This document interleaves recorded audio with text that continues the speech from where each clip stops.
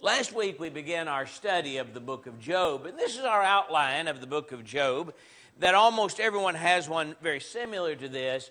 You've got the prologue in chapter 1 and chapter 2. That's what we talked about last week.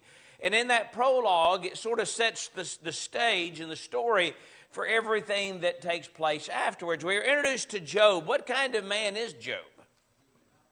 He's a good man. He's blameless. He's upright. He's one that fears God and he turns away from evil. He's the religious leader of his family. On an economic level, how's Job been doing? He's rich. In fact, he's the greatest of all of the men of us. And Satan, the Lord actually brings up to Satan, have you considered Job, what kind of servant he is? And Satan said, well, of course he's serving you. You've what? You've bribed him. You've hedged him in. And if you took those blessings away, he'll curse you to your face. And in chapter 1, one right after another, everything Job has is taken from him, starting with his livestock and his servants, and culminating ultimately with the loss of all of his children. How does Job respond to that? He said, naked came I from my mother's womb, naked go I hence, the Lord giveth, and the Lord takes away. Blessed be the name of the Lord. And in all of this, Job did not sin nor charge God with wrong. He didn't say, God, why is this happening? He didn't blame the Lord. Well, in chapter 2, Satan comes back into the presence of God, and he says, well, man will do anything to save his own skin. You know, in essence is what he says. And if you attack Job's health, then he'll curse you to your face. And so God said, okay, you can attack him. The only condition I'm putting on it is you can't take his life. And so Job is attacked with his health. He has boils. He's running fever. If you go through the book, you see all of the things that Job is enduring. How did Job respond to that?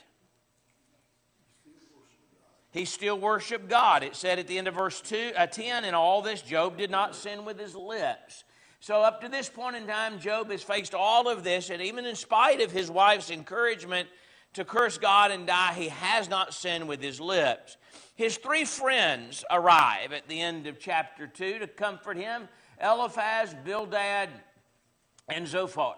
And for 7 days they sat in silence with him. What kind of friends are these? I think they're good friends. I think they're probably righteous men. We're going to notice they have some misunderstanding about some things, but I think they care about Job. They're sympathetic. They're compassionate, and they come, and for 7 days, they just sat with Job. And that's the prologue. Then in chapter 3 through chapter 42, we get into the dialogue, which is a series of speeches. Job begins by lamenting his circumstance, we'll talk about. Then you're going to have the first cycle of speeches, where each one of these men will speak, and then Job will respond. Then the next man will speak, and Job will respond. And that is going to continue. Zophar's not going to speak the third time. He apparently has had enough of this debate with Job. There's going to be an interlude, and then we're going to have Elihu before God and Job speak, and then the epilogue at the end of chapter 42. So when we get into chapter 3, Job is the first one that speaks. And it's Job's lamentation. Robert Alden said this is one of the saddest chapters in all of the Bible. Wayne Jackson says about it that we have been sort of on the mountaintop, and now we're entering the valley of depression, as he calls it.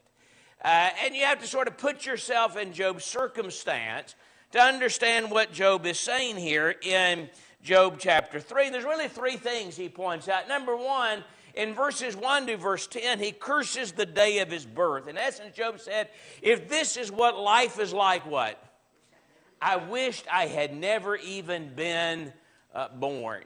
In fact, the day that they came and said a child is conceived, he said, may that day be darkness, and may God above not seek it. I wish the light had never even shined on that day that I was conceived. In verse 6, may it not come into the number of the months. I wish my birthday wasn't even on the calendar, is really what Job is saying. So Job said, in light of what life is like right now, and looking around, and he's lost everything, his wife has sort of been a discouragement to him. And he says, you know what? I wish I had never even been born. He's not the only, by the way, Bible character, not the only godly man that ever made a statement like that. Who else do you think of in the Bible that also said, I wished I'd never been born? Jeremiah did. Jeremiah chapter 20 and 14 to 18, when Jeremiah was being oppressed and mistreated, Jeremiah said, I wish he'd never seen the light of day. In fact, in verse 7, oh, that night would be barren. I wish my mom was barren and had never conceived me, and that her womb had been shut, in verse 10. So in verses 1 through verse 10, just sort of summing that up, I wish I had never been born, and I wish my mother had been barren. But in that I was born, I wish that when I was born I had been what? I had been stillborn. Why did I not die at birth? Why did I not perish from the womb? In other words, if this is what God had in store for me, then why did he allow me to, why didn't I die when I was born? Why did the knee receive me, or the breast that I should be quiet? For now I would have lain still and been quiet, and I would have been asleep. Then I would have been at rest. And so I wished I had been born dead, wished my parents had never received me. In fact, I'd be better off dead, because at least in death, what? Find some rest. There's not a complete understanding, I don't think, of what takes place after death, perhaps in this early patriarchal period. But at least in terms of death, everybody's equal. The prisoner, the king, the wicked, everybody gets delivered from this current life. I think that's the point that he's making here. At least if I was dead, at least I'd be equal, and I wouldn't have to, in the sense that we'd be devoid of any interaction here on this earth, and all this suffering and all that would be done. I don't think Job is making a deep theological point. Remember, this is not his inspired material about what happens after death, as much as he's just seen death as an escape from this current circumstance under which he is undergoing. And so I wished I'd never been born, but in that I was born, I wished I would have been what? Stillborn. And in that I wasn't stillborn, I wish what? Wish I could just die right now. You ever heard somebody in such deep suffering that they'd make a statement like, you know what, I don't have anything what? To live for. You know, I don't have any prayer. You know, I'd be content what if my life ended what? Right now. Now, Job never contemplated ending his life, but at least in terms of his desire, I wish what if this could all be over. In fact, in describing that, he said there's a longing for death in verse 21. They long for death, but it doesn't come. And the question in verse 20, why is the light given to him whose misery, and life to the bitter of soul? And that is, when I feel this way and I'm longing for death, why does God just what? Why does God just keep my life going? Just to have more of this what? Day after day, it just seems things just keep going from bad to worse. Why, when I want to die and I'm longing for death, is light continuing to be given to me? In fact, verse 23, God's hedged me in. It's interesting to me that in verse 23, that if we compare this back to chapter 1, Satan said that God had hedged Job in. And the idea in that passage was that he had hedged him in and protected him so that nothing bad happened to him. Now, Job here in Job 3 says, God has hedged me in. And it's a different take, because what he seems to be saying is, God has hedged me in the midst of all these troubles, and no matter where I turn, what? There is no escape. I can't get out of this circumstance, and God has hedged me in. My sign comes before I eat, in verse 24. Couple of takes on that. Number one, some think that Job is saying, I'm in such pain, and this disease or sickness, whatever it was, has affected me to the point I can't what? I can't eat. You ever know somebody so sick or in such pain that they cannot eat? And so he may be saying, my sign comes before I eat, is my pain is keeping me from eating. He could be saying that his pain, some commentators believe, is as regular as eating. In other words, just like we eat, frequently through the day, 3 meals, his pain just seems to come around what? Just as frequently as a meal. And what I dreaded has happened to me, or the thing I've greatly feared. And it seems, verse 25, when he said, what I greatly feared has come upon me, I don't take that to mean that back when things were going good, that Job thought, you know what, I bet I'm going to lose all this. I don't think Job lived life that way. I think probably what it means is when it started raining, when the first message comes, the thing that Job feared is what? It's just going to keep coming. You ever been in life where you were just waiting for the other shoe to fall, as we'd say? You know, that it's been one bad thing sort of right after another, and then in your mind you get to thinking, what, there's only one that it's going to be something else next. And I think Job's saying what I feared, that's what happened to me. You know, maybe Job loses everything, and you can sort of think Job in his mind saying, well, at least I've got my what? My family, but that's the only thing. And what? Then he loses it. And then, well, there's only one thing left. I bet my health is next. What? Sure enough. And so Job said things became so bad that really I was just anticipating the next shoe to fall. And it did. And what I dreaded has happened to me. I'm not at ease. I'm not quiet. I have no rest, for trouble comes. So Job said, in essence, summing all this up, I wish I hadn't been born. And since I was born, I wish I could just die now. There's no escape. Things just keep getting worse. Let me ask you this question. Is Job right in everything he says? The answer is no. I mean, when you're going through this, at first you may wonder, well, why doesn't God correct Job? God does what? Later on. Now, that's not to say I don't understand where Job is coming from. The reality is, does Job sin with his lips in the book of Job? Yes, he does. When he says to God, and we're going to get in chapter 6 and 7 later, God, you're using me at target practice. God, this isn't right. God, this isn't fair. He charges God with what? With wrong. Job does. Now, Job never turns away from God, but you can understand what Job is going through, and at the same time saying what? You know what? It's not right to claim that God is the one and point the finger and blame it. God. So, my point is, Job is a man that's suffering. We have to understand that. And in the midst of suffering, we'll get to this in a couple of chapters, you say things you don't really mean. And we'll come to that here in just a little bit. So, Job has made this statement. And a couple of practical lessons, let me just say that we learn from that. I've got written in the margin of my Bible in chapter 3. Well, let me ask you the question. Instead of me telling you, let me ask you. What practical lessons do you learn from Job in chapter 3?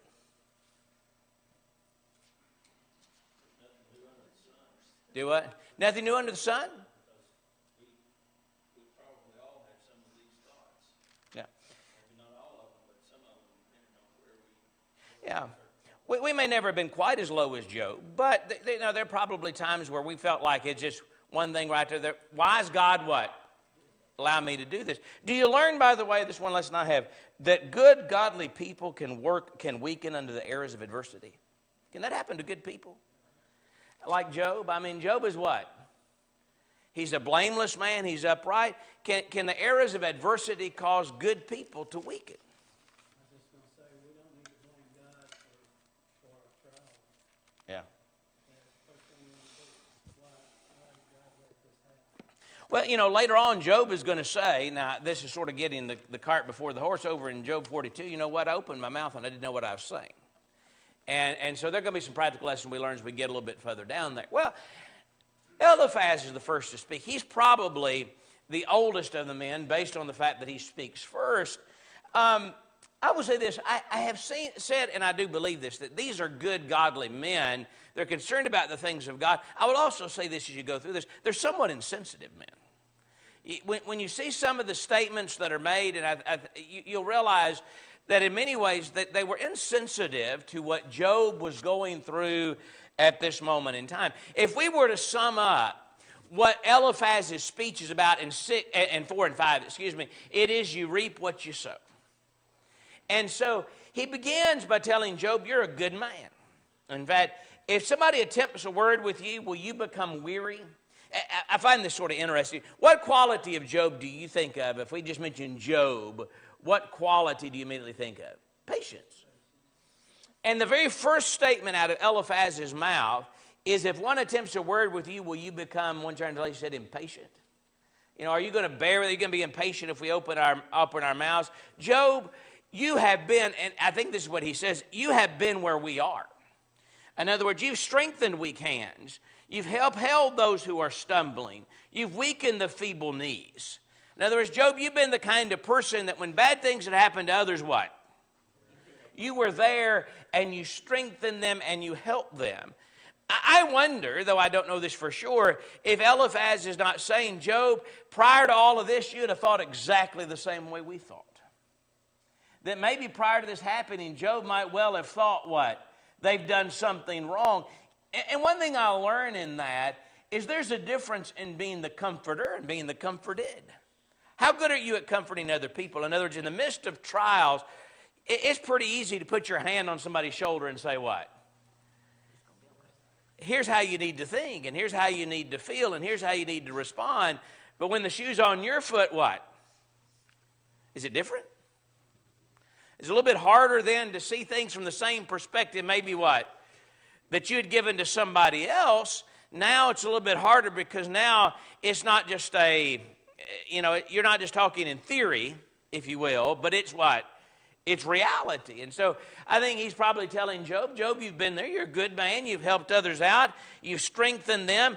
And that's what we're here to do for you. The reality is, Job, you're reaping what you sow. Verse 7, whoever perished by being innocent? Has anybody innocent ever perished? Well, what's the answer to that question? Well, yes. But in their mind, nothing bad has ever happened. Can you give one example, Job, of where somebody innocent has perished or where the upright was ever cut off? Here's sort of the key verse in Eliphaz's speech. Those who plow iniquity and sow trouble reap the same. And the implication is, Job, you're reaping what you sow. You've done something wrong. You have sinned. And God is just giving you what? What you deserve. You're reaping what you sow. And by the blast of God they perish, and by the breath of his anger they're consumed. So Job, you're reaping according to what you're sowing. He talks about 5 stages of the lion in 10 to 11. And the point may be that the lion is strong, and yet they'll perish for lack of prey. And just like that, the wicked are going to perish when God turns against them. So, Job, you're a good man, but the problem with you right now is you're just getting what you deserve. You're reaping what you sow. And in fact, Job, do you think man is more righteous than God? Eliphaz does something that's interesting here in chapter 4, and that is he claims that he's what? Yeah, he claims to be righteous, but what does he claim to have received? A vision, a revelation from God. And commentators are divided, by the way, as to whether did he really receive one, or is he just putting on to lead some credence to what he has said. Brother Willis does say in his workbook, and I think he's right, there's nothing in what Eliphaz reveals here that is not true, at least in this vision. And the vision that he has, as he said, what it revealed in verse 17 is, can mortal be more righteous than God, and a man be more pure than his maker? What's the answer to that? No, he can't be. And Job didn't claim he was, by the way. Job never said he was more righteous than God. But I think here's Eliphaz's point. Job, you're suffering. And when you're suffering and you say, I didn't deserve this suffering, and I don't understand why, and it's God's fault, what you're claiming is what? You're more righteous than God, Job. That's what you're saying. At least that's the implication that Eliphaz has drawn from it. And he said, man is not more righteous than God. And so if he puts no trust in his servants, if he charges his angels with error, how much more those who dwell in houses of clay, whose foundation is in the dust, who are crushed before a moth? In other words, if the angels sin and God didn't overlook that, what about mere men? Do we make mistakes? Do we err? Sure, we're not more righteous than God. Here's the problem with that, by the way, in his argumentation. That's true. But you know who that would include? Himself. If he took time, there's to some degree a lack of logic in the argument of Eliphaz. His argument is, Job, you're not righteous because man can't be more righteous than God. That's true of men that have feet of clay. That also encompasses Eliphaz and Bildad and Zophar. And so he says, in verses 17 to 21, just summing that up, man is not more righteous than God. In fact, Job, nobody's going to help you. In fact, you're a fool. Can you imagine, by the way, going to somebody, when I say that these men are insensitive, think about the circumstance Job finds himself in, and I think their heart's in the right place, but somebody's going through trouble, and you go in and you say, I just want to tell you what a fool is, Job. A fool is a man that, in verse 2, wrath kills the foolish one, and envy slays them. Look at verse 4. His sons are far from safety. What's just happened to Job? He lost his children. And here Eliphaz comes in and says, you know what happens to a fool? He loses his children. In essence, one Bible study, I can't remember who it was, said in essence what the friends do to Job is they said, Job, they hold up a mirror to Job and say, Job, let me show you what a sinner looks like. Do you see that? That's what? That's you. So when I say that they're cold and uncaring and insensitive at times, to say to a man that has just lost his kids, you know what happens to a fool? God takes his kids away from him. Isn't it to say, Job, you are what? You are a fool. Not only that, the hunger eats up his harvest and taking away the thorns. He's going to lose everything he had what? Stored up. Economically, what's just happened to Job? He has lost everything. In fact, trouble doesn't just spring up from the ground in verse 6. And that really, in essence, that's to say, Job, if there's, you know what we'd say today, where there's smoke, what? There's fire. And what Eliphaz is saying is where there's trouble, it just doesn't spring up from the ground. There has to be a cause for that trouble. And Job, the cause is you are a fool. You've acted like a foolish man, and now you're just reaping what you have sowed. So what you need to do then is you need to return to God. In fact, throughout these three cycles of speeches, one of the things that happens to each one of these men is each one of them sort of ends by saying to Job, Job, what you need to do is you need to what? You need to repent. You need to make you know the one thing they never do, by the way? And I'll tell you what he did wrong. You know, sort of like if you ever, like a parent calls a kid into the room and says, did you do it? Well, do what? You know, can you imagine me coming into you and saying, listen, you need to repent. And if you don't repent, we're going to have to discipline you. You say, repent of what? I say, I don't know. I know you've done something and you need to make it right. What is it? I don't know.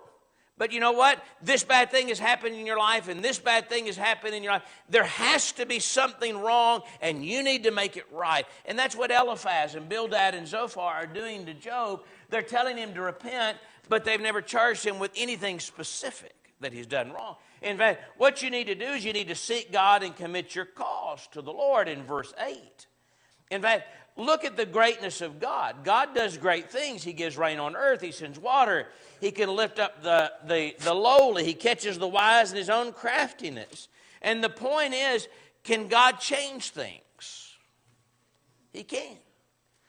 In essence, what he's saying to Job is, Job, God can reverse your fortune, but you've got to what? You've got to repent. You've got to seek the Lord. In fact, really what he accuses Job of doing is despising God's chastening in verse 17. Happy is the man whom the Lord corrects. God is what? Disciplining you. Don't despise the chastening of the Lord. Again, here's part of the problem with Eliphaz. Is some of what he's saying biblically right? Do you reap what you sow? Well, sure, yeah, that's true. He's made a misapplication of that principle. Now, is it true that God corrects sometimes? Should we despise the chastening of the Lord? That's almost a direct quote of Proverbs 3:11.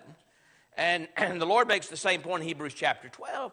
The problem is, Eliphaz is speaking where he doesn't know. He's identifying all of these troubles as God's chastening, is it? Not really. I mean, what was he being chastened for? Discipline for. It was a proof to Satan about Job's faithfulness and God's worthy to be praised. But he says, God is disciplining you You've got to learn to accept that discipline. Yes, God bruises, but He can bind you up. He can deliver you out of all of these troubles, and all of this will be in the past. Verse 25. When I say again the insensitivity, He said, you shall also know that your descendants shall be many. What is He saying?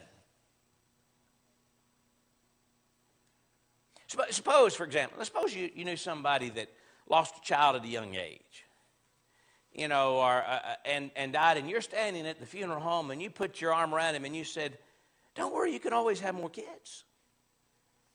How sensitive would that be? Maybe it is true. That might be true. Is that the time and the place to make that point? No. And here Job, having lost everything, and he said, listen, you turn back to God, and God what? God gave you more kids. You can have more offspring. You can have more descendants. Again, I come back and think, as good as these men are, they're just what? Insensitive to what Job is going through. And then the very last verses there, in essence, what Eliphaz says in verse 27, I've searched it out, it's true, case closed, it's over, I've proven my point. You ever tried to talk to, maybe somebody accused you of wrong and you try to defend yourself and they say what? Don't want to hear it. I made my point. Case closed, you are what? You are convicted. And that's what Eliphaz does. So Eliphaz, if we summed all this up, says you reap what you sow. Now, a couple of things I learned practical from Eliphaz's speech here before we get into Job's response. What do you learn from Eliphaz and what he said? We need to have the facts. We need to know what advice that we're giving to God. Yeah. And not charge someone like you. Don't jump to conclusions about things. Things may not be what they say. Do you learn, I've got this written down, be careful of speaking for God when God hasn't spoken. Can we ever be guilty of that? I mean, we're going through somebody's going through difficulty. For example, do I believe God disciplines people today? Sure I do. Can I always go up to somebody and say, you know what, this happened because God's disciplining you? Can I do that? No. I tell you what, I'm speaking where God hadn't spoken, and I might not be right correct in that. There's a danger sometimes in us speaking for God when God hasn't spoken. When we project why something has happened, what the outcome is going to be. Again, I come back to Job's three friends. Up to this point in time, what's the best work they did? When they sat quietly and just showed that they cared. They are. They didn't have Job to refer to. Right. So, you can talk great lessons on the Bible, teaches great lessons on trials and tribulations, and we don't know why sometimes they fall upon us. It could be God testing us, it could be, or He doesn't tempt us, we know that, but we just don't know if it's our own doing sometimes, if it's Satan, if it's Right. God. So these men had no point of reference. They thought they did, but we can become too big Yeah. for our britches sometimes. Yeah.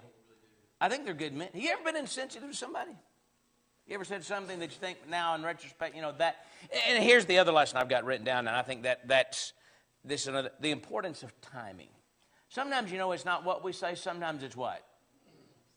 It's when we say it.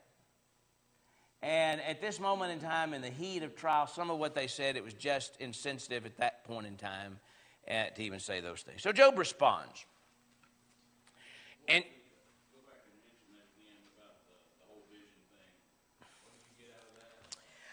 what I got out of it, I don't really know. I don't think there's necessarily anything inconsistent with it. Maybe he did receive the vision at some point in time that related a true point, that man is not more righteous than God. His application of that point to Job's circumstance was wrong. It would be much like, for example, there's not a perfect parallel because we don't receive vision today, that somebody interprets a passage correctly, but then they go to apply it, and they apply it in the wrong circumstance. Yes.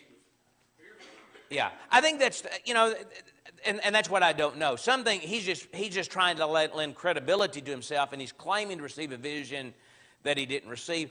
I'm willing, at least so far as Eliphaz is concerned, to grant that he received the vision and give him the benefit of the doubt, but his application of that was incorrect to Job's circumstance. Tell you something about Job's response. Let me just say this about Job, and one reason we got, 8 points here. Job is somewhat of a rambler. And what I mean by that is if you look at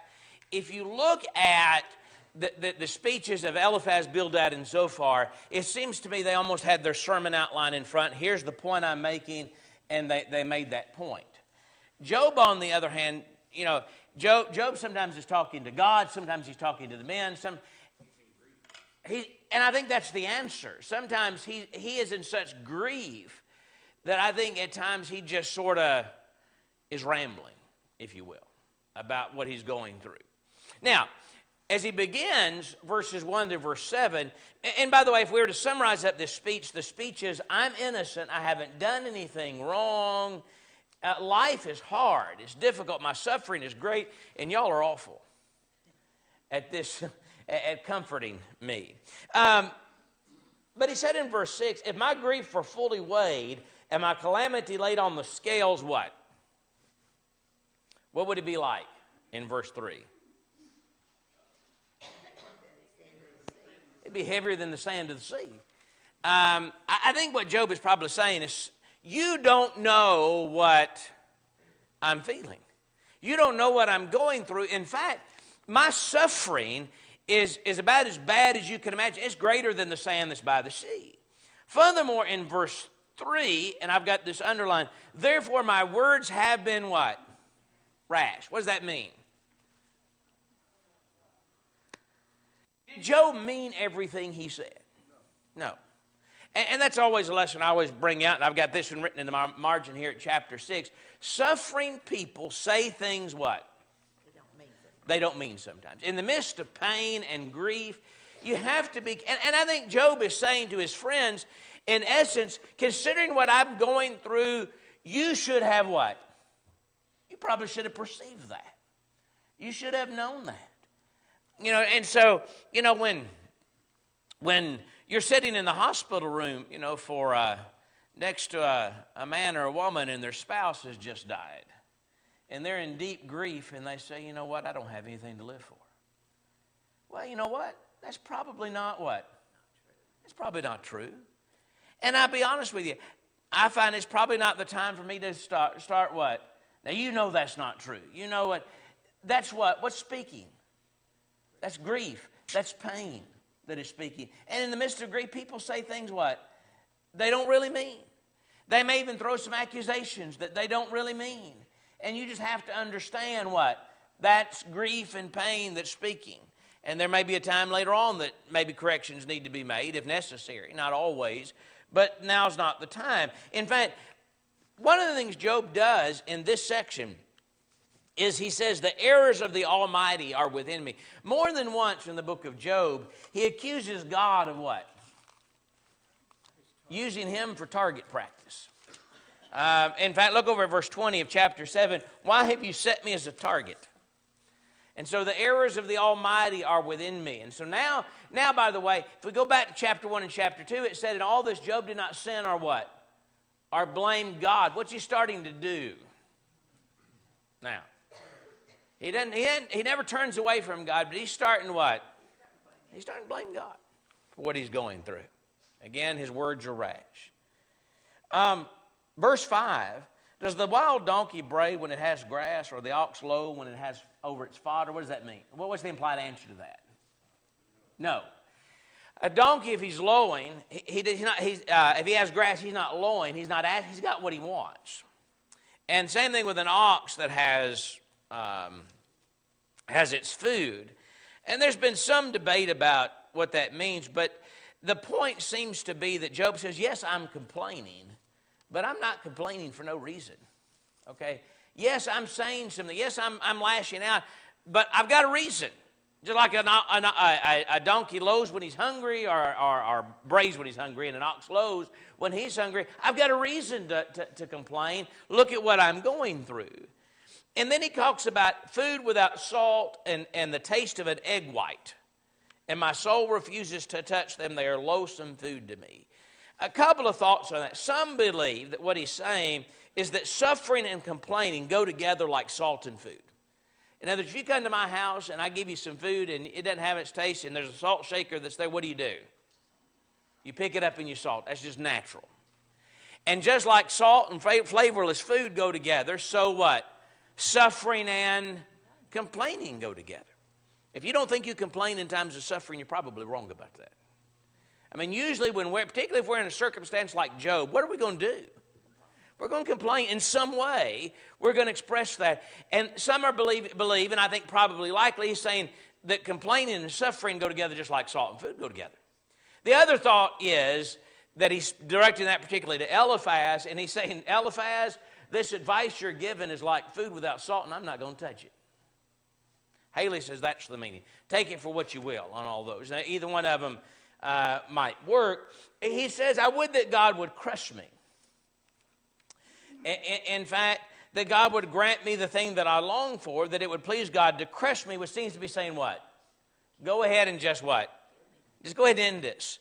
You know, if this is what life has in store, what?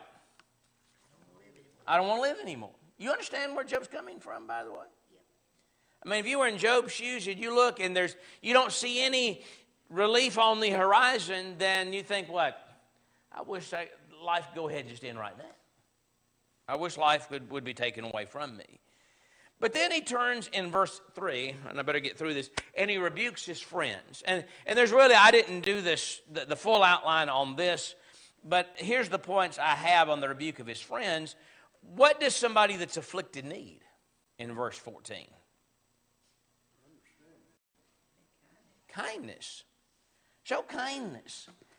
And I think what he's saying is, to him who's afflicted, even if he's somebody that forsakes the Almighty, I think he's probably granted to Eliphaz, you know what, even if everything you're saying is right, and that all of this has been brought about by wickedness and sin, still, what does the afflicted person need?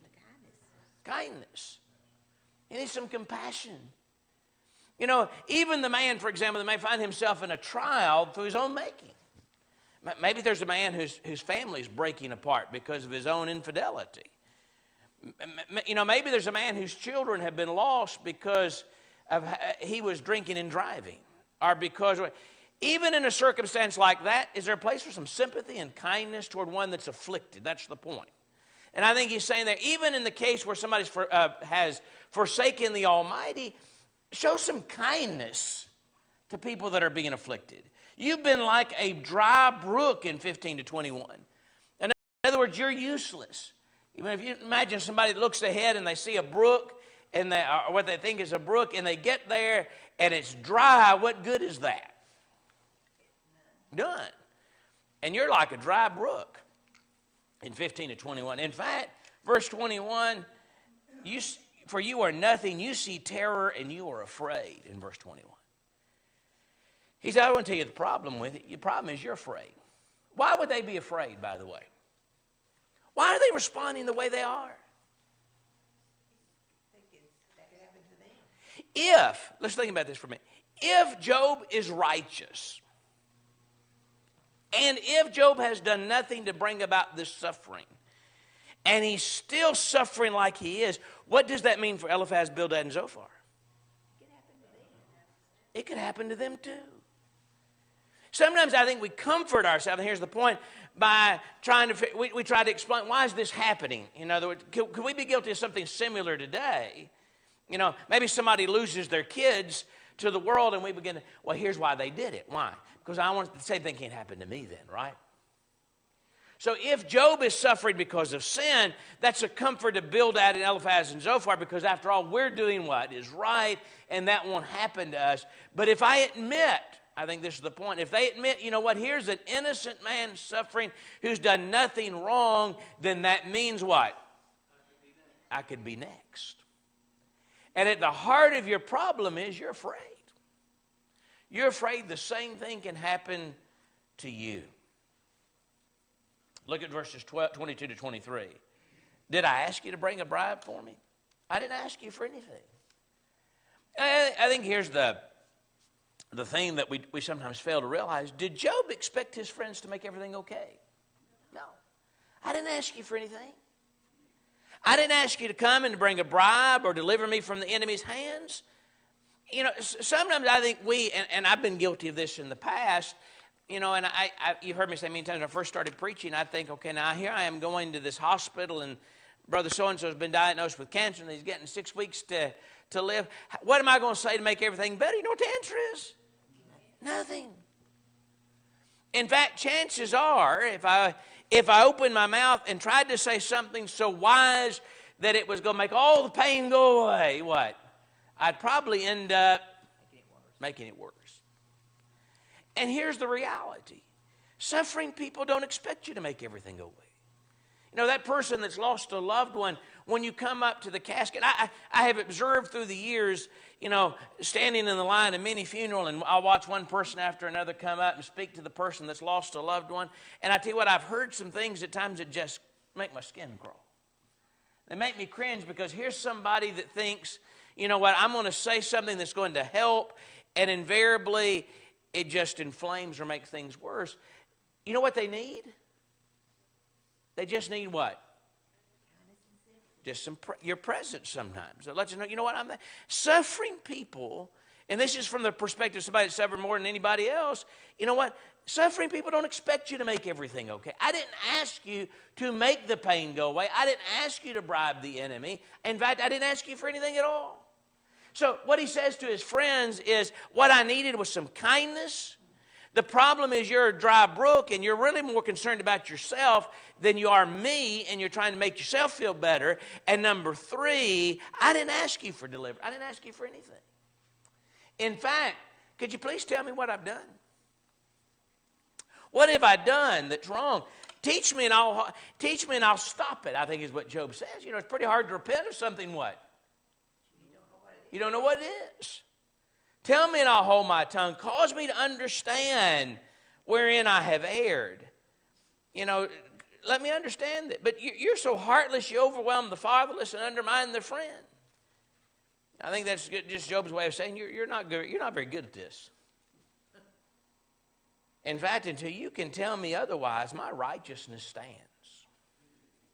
Unless you can tell me where I'm on, my contention that I haven't done anything wrong still stands. Job's not claiming perfection. He is claiming a life of faithfulness. In fact, Job said in 1 to 10, let's try to finish this up very quickly, life's hard. In fact, it's hard service for a man on earth. He describes his flesh is caked with worms and dust. My skin is cracked and it breaks out afresh. And I just sort of see my life passing before my eyes. My life is like a breath. And so people that who see me will see me no longer. While your eyes are upon me, I shall be no longer be. I think Job is probably saying, you know, get your knocks in now, because I ain't going to be here much longer. Okay, in Job's mind, what's happening? He's dying. And so he says, life's hard.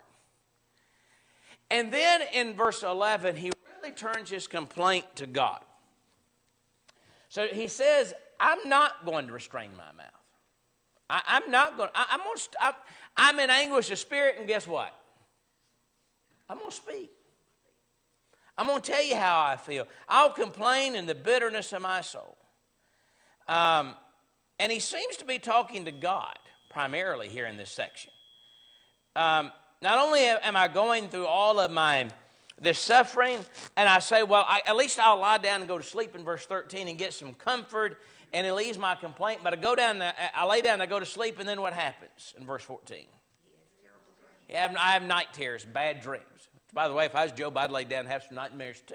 I mean, if you've gone through what he's gone through, can you imagine when you lay down and you close your eyes what you're going to think about? And so, but the point of accusation seems to be pointed to God. I can't even get any relief in sleep, because as soon as I lay down, what? You scare me with dreams that you're giving me. I loathe my life. I hate life. In fact, what is man that you exalt him, that you should set your heart on him, that you should visit him every morning and test him every moment? How long? In essence, what he's saying, God, is why and when is this what? When's this going to end? You have set me up as your target. Tell me in verse 20. Now, he's already made this accusation, or this point toward his friends, but this seems to be directed toward God. God, tell me what? What have I done? Have you ever thought in life, by the way, you know, I don't know how many times in Bible classes we talk about the fact that bad things happening to people is not a sign of sin. Okay, we understand that on an intellectual level. How many of you have ever, when something happened, thought, what did I do to what? Deserve this? What did I do to cause this? You know, I just sort of think that's almost a natural reaction at times. And Job said, what have I said? Tell me what I've done wrong. Why are you using me as a target practice? And why don't you forgive me? If I've done something wrong, why not just what? Forgive me of that. But now I will lie down in the dust, and you will seek me diligently, but I will no longer be. Wayne Jackson, I think, probably summed up verse 21 pretty well. This may be directed toward God and the friends both, but he'll said, I'll soon be gone, and you won't have me to kick around anymore. You know what? I'm going to go down in the dust, and you're going to try to find me. You're not going to be able to find me. You remember, some people probably remember, but it was in 1962 that Richard Nixon lost the gubernatorial race in California. In his final press conference, he said, you're not going to have Richard Nixon to kick around any longer. In essence, that's what he's saying here. Job is saying to God and his friends, you know, you've kicked me around enough, what? And soon I'm going to die, and you're not going to have me to kick around anymore. So what do I learn in Job's speech in 6 and 7? I mean, in a practical way. Now, again, keep in mind, these are not inspired men speaking. We have an inspired account of that. In Job's case, this is a man crying out of grief, and his friends, they are trying to help, but they've got a warped theology. But that doesn't mean there's nothing I can learn from that. From Job's speech, what do you learn that can be of practical import to you and I today?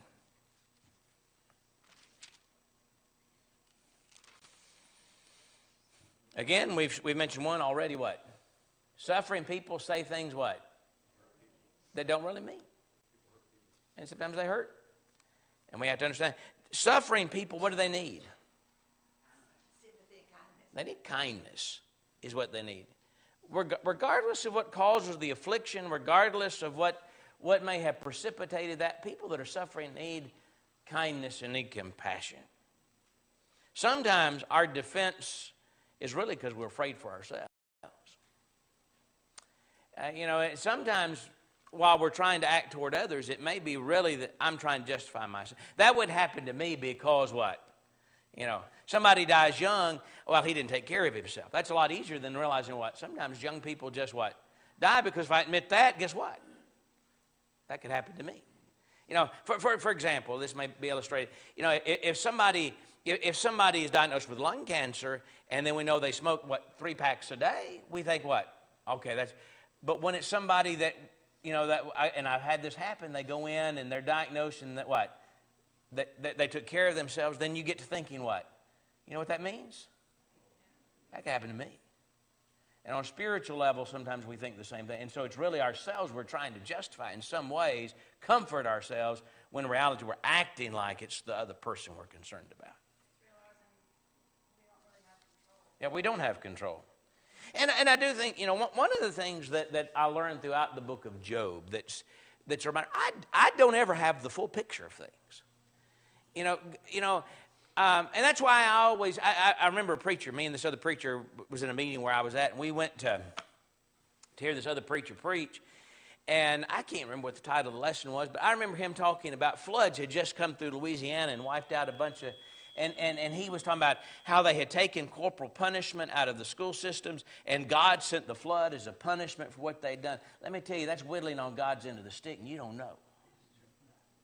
And we have to be careful speaking for God when God hadn't spoken about why he's done this or that. And so there's practical lessons to learn from that. The outlines for 8 through 14 are in the back, as well as the question.